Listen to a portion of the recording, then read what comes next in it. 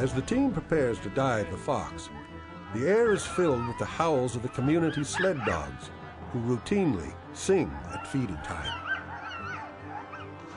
Nice night. Beautiful. Ready for this cold water, Jim? You betcha. I mean, hey, it's the Arctic. Yeah, I know. What do you think the temperature is? 3 or 4 degrees? Probably. In the middle of summer. Well, yeah, this is tropical Arctic. Tropical Arctic.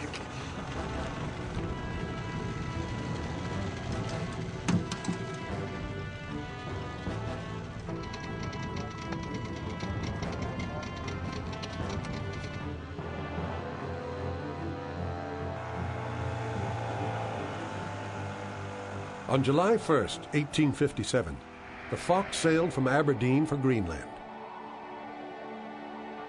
At Kakartarsawak, he took on coal, sled dogs, and an Inuit hunter.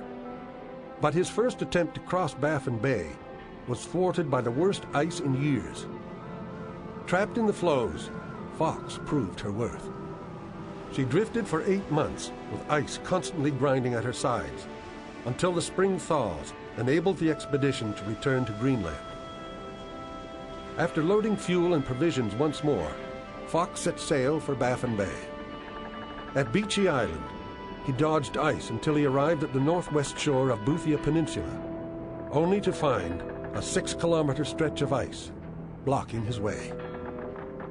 As the Fox prepared for its second punishing Arctic winter lodged in the ice, McClintock organized an overland search of the area.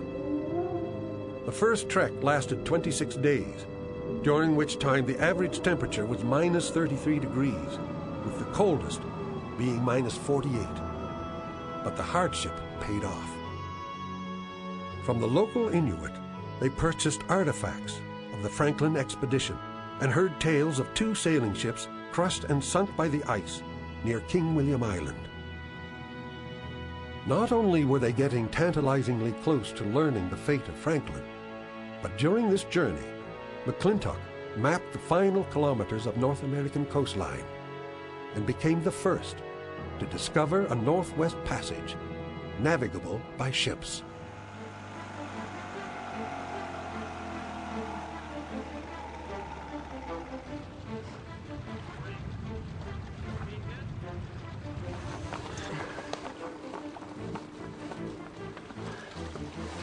When you're planning a dive and an expedition and you realize that you're going into the Arctic to dive on a shipwreck, you imagine it's going to be this very trying and difficult ordeal. But in reality, diving the Fox wasn't bad at all. In fact, because the water is shallow, our neoprene suits didn't collapse.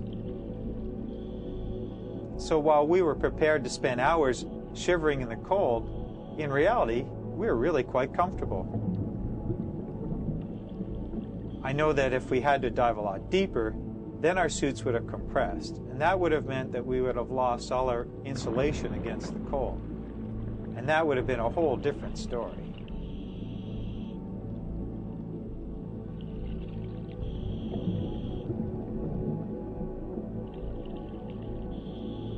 It was obvious that Fox had been a victim of the ravages in the north. Here's a shipwreck that's covered in ice probably 5 months of the year. And not just light ice. We're talking about ice that might freeze right to the bottom of this cove. Tons of force and friction. And as a result, the Fox is split and crushed and pushed and splayed out across the bottom.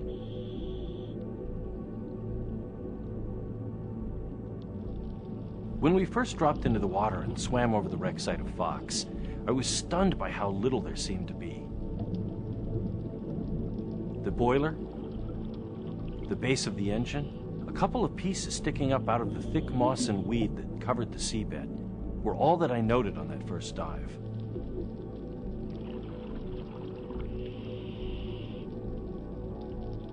Though, as we swam over the wreck again and again, gradually through the murk and through the mess of green on the bottom, I began to discern shapes.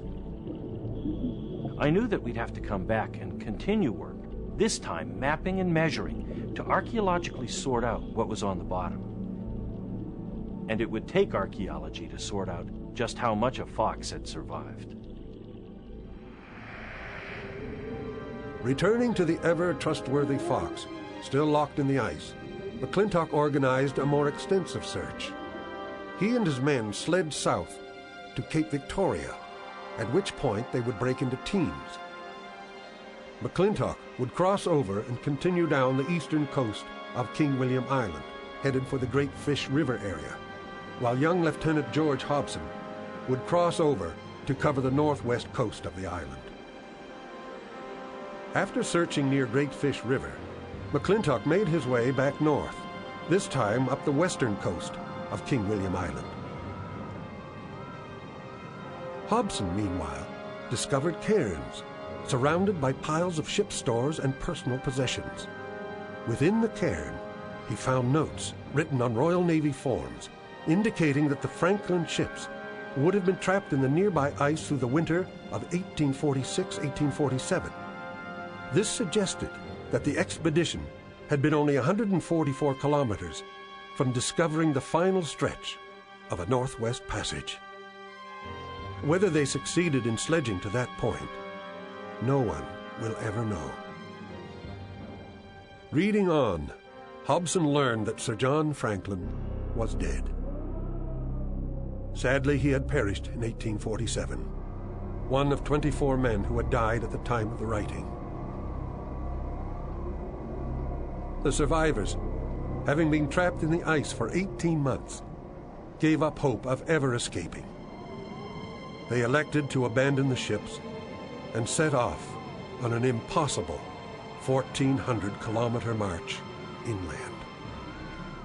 Hobson, suffering the onset of scurvy, collected the notes, the only written records ever found of the Franklin expedition, and began the torturous trek back to the Fox. On the way, the teams made a macabre discovery: a ship's boat resting on a heavy sledge containing 2 skeletons, one warmly dressed in naval attire, surrounded by a collection of watches, shotguns, silverware, and other paraphernalia, and his shipmate, whose bones showed signs of having been devoured by something or someone. After the team's initial dive on the Fox, Jim returns to the museum to discuss some of the reasons for Franklin's tragic failure.